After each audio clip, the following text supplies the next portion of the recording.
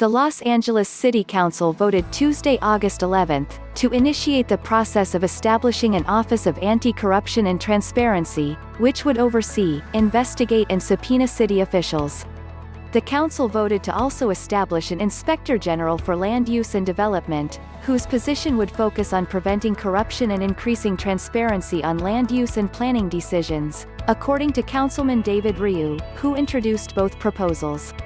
The motion cites similar offices in other cities, like the Inspector General's office in Chicago, which has 100 staff members investigating potential fraud, abuse and corruption, Ryu said.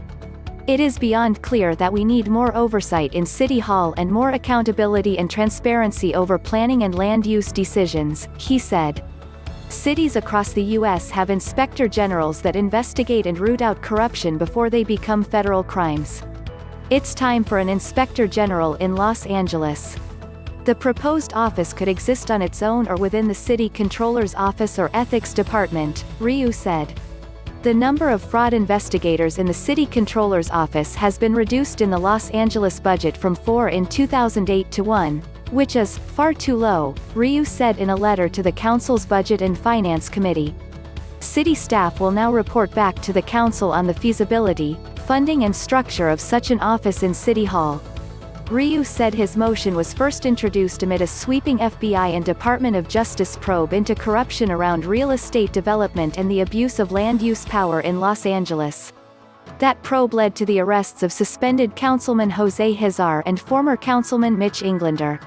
Hazar pleaded not guilty last week to federal charges alleging he ran a $1.5 million pay-to-play scheme in which developers were shaken down for cash bribes and campaign donations in exchange for his help getting high-rise projects through the city's approval process.